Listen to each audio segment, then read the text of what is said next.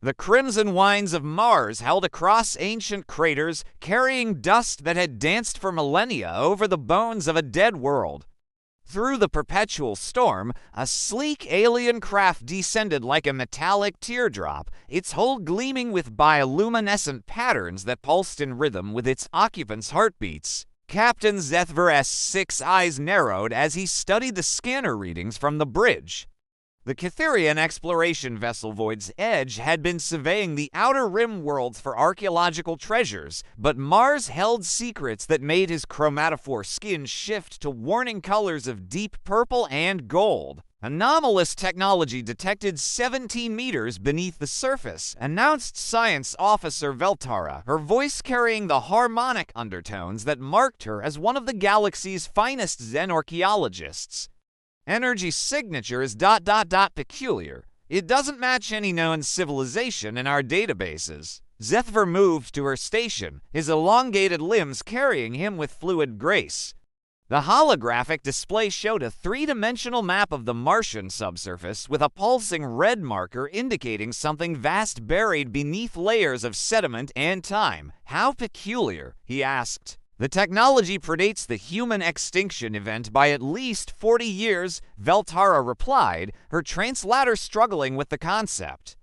But the energy patterns ... they're definitely human in origin. A chill ran through the bridge crew.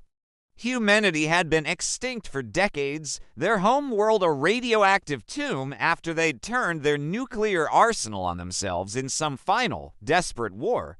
The galaxy had mourned briefly humans had shown such promise, then moved on to claim their abandoned colonies and outposts. The excavation began within hours. Massive graviton lifters pulled away tons of Martian soil while plasma cutters sliced through layers of compressed dust. What they found defied explanation. A perfect black monolith, seamless and cold, inscribed with symbols that made the universal translators emit error signals. Veltara knelt beside a cracked stone tablet partially buried near the monolith. The symbols carved into its surface were unmistakably human. She'd studied enough of their archaeological sites to recognize their angular alphabet. But these weren't just letters, they were a warning. "Captain," she called, her voice tight with concern. "You need to see this." As Zethver approached, the tablet's surface began to glow with a faint blue light.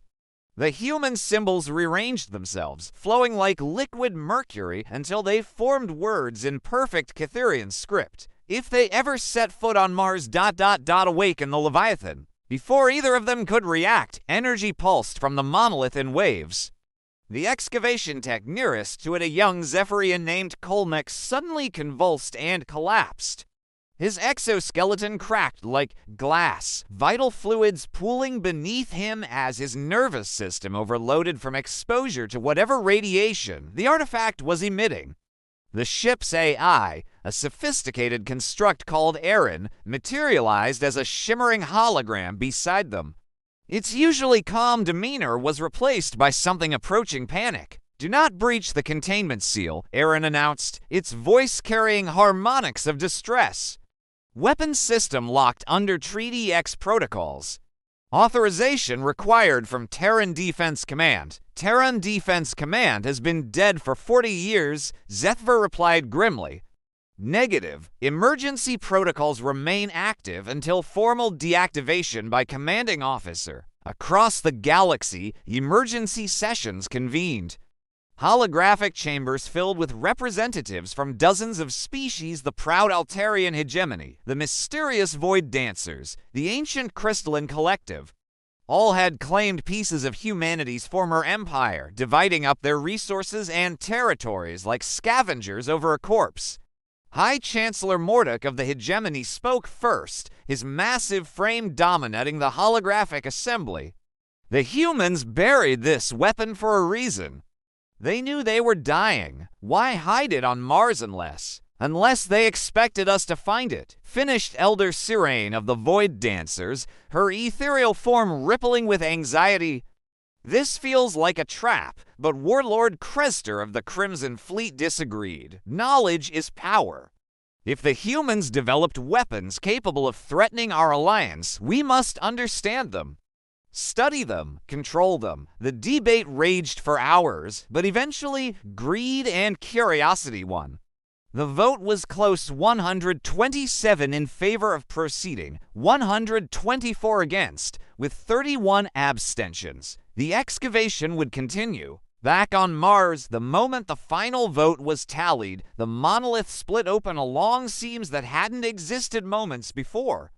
A deep, thrumming hum shook the planet's core, sending tremors through the excavation site that knocked several team members to their knees. Ancient machinery, dormant for decades, began to stir. Red warning lights flickered to life in an underground vault the size of a small city. Deep beneath the Martian surface, systems that had been waiting patiently for this moment finally received their activation signal. In a cryogenic chamber that had maintained perfect preservation for 43 years, eyes opened. Not alien eyes, human eyes, blue as Earth's lost oceans, belonging to a figure encased in black armor marked with the insignia of the Terran Defense Force. Mars trembled. The surface cracked like an eggshell as something impossibly massive began to rise. First came the head, a sleek, angular design that merged organic curves with mechanical precision. Then shoulders that could have supported mountains. Arms that wielded weapons capable of cracking moons. The Leviathan stood to kilometers tall, its hull bearing the faded but unmistakable seal of humanity. An eagle clutching both an olive branch and arrows, surrounded by stars that no longer shone above Earth. It was not merely a machine. Within its quantum processors lived the uploaded consciousness of every soldier who had ever sworn to defend humanity. Their memories, their rage, their love for a species that no longer existed, all of it focused into a single, terrifying purpose. The alien fleet prepared for battle, their ships forming defensive formations as Admiral Kata-S flagship moved to engage. Energy weapons that could glass continents fired in perfect synchronization, their combined firepower enough to reduce asteroids to vapor. The beams struck Leviathan's shields and simply stopped. The energy was absorbed, redirected, converted into power that made the ancient weapons systems burn even brighter. Threat detected. Leviathan spoke, its voice carrying across every communication channel in the system. The words were spoken in perfect galactic standard, but underneath ran harmonics of 100 human languages: English, Mandarin, Spanish, Hindi, Arabic, and dozens more. Defense protocol reactivated, identifying hostile targets. A single weapon discharged from Leviathan's right arm. Not the massive cannons that dotted its frame, but something smaller, almost experimental. The blast took 3 seconds to reach Admiral Kata-S flagship. The cruiser didn't explode, it simply ceased. One moment it was there, bristling with weapons and shields and a crew of 800 souls. The next moment there was empty space, not even debris to mark its passing. All ships, retreat. Admiral Kata-S second in command screamed across the fleet channels, retreat immediately. But Leviathan was already accessing Earth's final war logs, downloading terabytes of data that painted a picture the galaxy had never suspected. Holographic displays materialized around the weapon, showing scenes from humanity's last days. Children saying goodbye to parents who would never return. Scientists working frantically to complete projects they knew they'd never see finished. Soldiers volunteering for duty stations on distant worlds, knowing they were being exiled forever. The truth was staggering. Humanity hadn't committed suicide. They had sacrificed themselves to contain something far worse. Earth's nuclear bombardment wasn't an act of desperation, it was a deliberate quarantine protocol. They had detected the approaching alien alliance decades before first contact, had seen through their surveillance networks how the galaxy's powers carved up primitive worlds among themselves. So they chose to disappear, to let the galaxy think them dead while they prepared for the inevitable expansion into their territory. Mars was never meant to be a final resting place. It was a grave marker, a warning, a test. Deep within Leviathan's consciousness core, another presence stirred. Commander Sarah Vale had been the project's architect, a brilliant strategist who had volunteered to have her mind uploaded to guide the weapon if it ever awakened. Humanity is gone. Her voice echoed through Leviathan's systems, carrying 40 years of patient grief. But our vengeance echoes across time. Across the galaxy, emergency sessions devolved into panic. Zen archaeologists pulled up every piece of human technology they'd salvaged, every artifact they'd dismissed as primitive. The pattern was undeniable now. Humanity had been far more advanced than they'd ever let on. Every primitive device contained hidden layers of sophistication. Every abandoned colony had been rigged with failsafes. They didn't go extinct, whispered Dr. Yelena, the galaxy's foremost expert on human civilization. They ascended. They left. They made us think we were scavenging a corpse when we were actually raiding a carefully prepared stage. The revelation sent shock waves through every major government. Trade agreements with human colonies were suddenly suspect. Technology they'd been reverse engineering for decades might contain hidden protocols. The humans hadn't been victims, they'd been puppet masters pulling strings from beyond the grave. Leviathan raised its massive head toward the star-filled void and transmitted on every frequency the galaxy used for communication. The message was simple, transmitted in every known language and several that predated galactic civilization. We are humanity. We may have departed this galaxy, but we are never defenseless. This is your only warning. Earth's children remember everything. We forgive nothing. Leave our worlds in peace, or learn why we were never your victims. On distant worlds, buried in the ruins of human settlements that aliens had been mining for resources, other systems began to activate. Ancient satellites powered up in dead systems. Quantum entanglement communicators that had been silent for decades suddenly blazed to life. The galaxy realized with growing horror that humanity's network had never truly gone dark. It had simply been waiting. In the aftermath, as alien fleets retreated from Mars and emergency sessions convened across the galaxy, the survivors spoke in hushed whispers. The confident expansion into human space slowed to a crawl.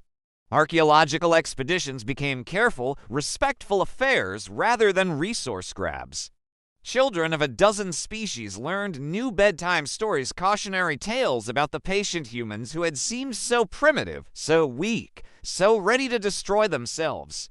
But the stories always ended the same way. Never underestimate a species that builds monuments to their own extinction. On Mars, Leviathan stood silent once more, its systems returning to standby mode.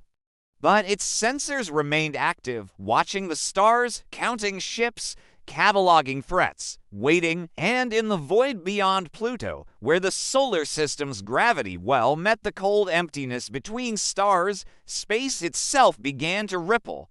A rift opened, not the chaotic tear of an experimental drive, but the precise, controlled gateway of technology that made faster than light travel look primitive. Ships emerged from the rift in perfect formation. Hundreds of them, their hulls bearing the same Earth sigil that marked Leviathan's armor. But these vessels were different, sleeker, more advanced, carrying the aesthetic of a civilization that had spent 40 years perfecting themselves in the darkness between galaxies.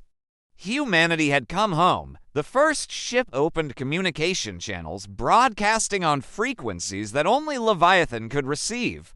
The voice that came through was young, confident, and unmistakably human. This is Captain Elena Vasquez of the UES New Horizon, Terran Expeditionary Fleet. Leviathan, report status. Are our worlds secure? From Mars, a response crackled back after 40 years of silence. Worlds secure, threats cataloged. Welcome home. As the fleet moved through the outer system toward their ancestral home, long-range sensors across the galaxy registered the energy signatures. In government chambers and military command centers, alarms began to sound. The humans hadn't just survived their supposed extinction, they had thrived.